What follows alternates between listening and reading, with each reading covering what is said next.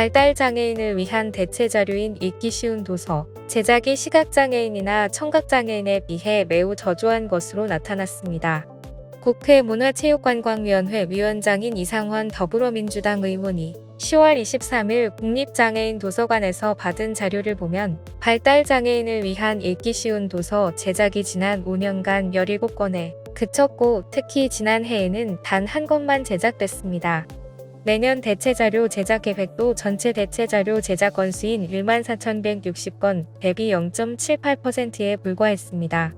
장애인의 문화 접근 장벽 해소에 대한 사회적 관심이 증가하면서 이들을 위한 대체자료 제작이 매년 증가하고 있지만 시각장애인용이나 청각장애인용 대체자료에 비해 발달장애인용 대체자료를 만드는 일은 쉽지 않은 것이 현실입니다.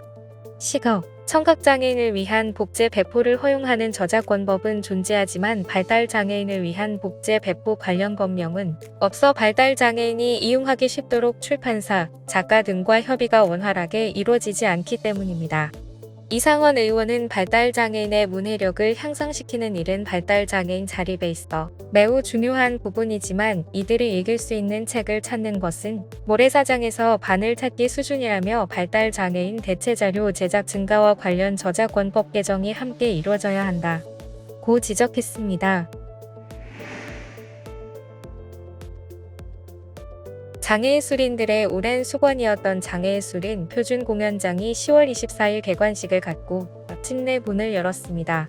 모두예술극장이라는 이름의 공연장은 서울 충정로에 있는 구세군 빌딩 1에서 3층에 자리하며 전체 면적은 2014제곱미터입니다.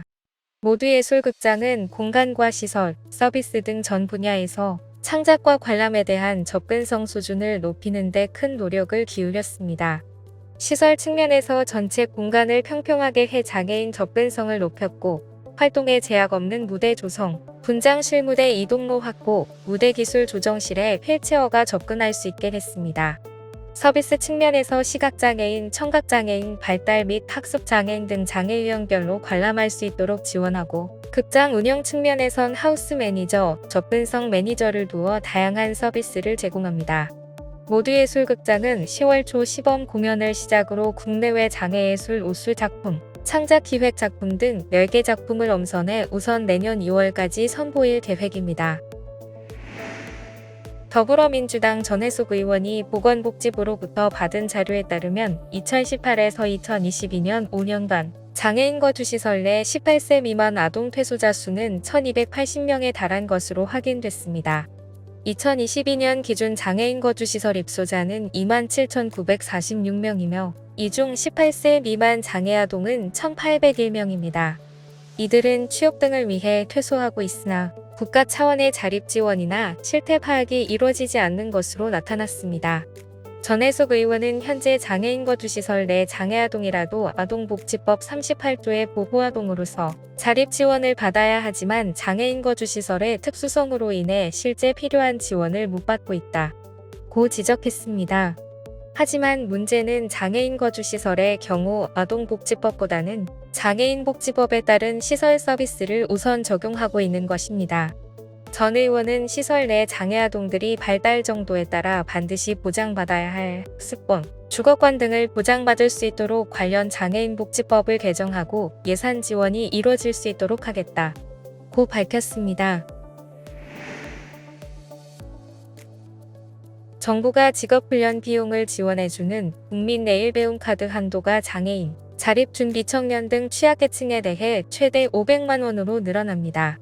고용노동부는 취업계층에 대한 직업훈련 기회 확대 등의 내용을 담은 국민내일배움카드 운영 규정을 개정 고시해 10월 23일부터 시행한다고 밝혔습니다.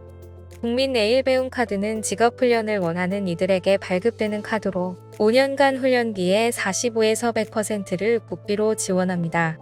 그동안은 중위소득 60% 이하에 대해선 200만 원까지 한도가 추가 지원돼 왔지만 앞으로는 장애인, 한부모 가족 해당자 자립준비청년, 북한 이탈 주민, 아프간 특별기여자, 출소 예정자 등 취약계층도 200만 원 추가 지원됩니다. 새 규정엔 신소재 개발 및 제조, 친환경 고기능 도료 코팅, 바이오의약품 생산 및 품질 관리, 디스플레이 생산 및 품질 관리, 2차 전지 생산 및 품질 관리 등 5개 분야를 국가기관 전략산업 직종으로 신설해 무료로 훈련받을 수 있도록 하는 내용도 포함됐습니다. 지금까지 장애인생활신문 편집국에서 전해드렸습니다.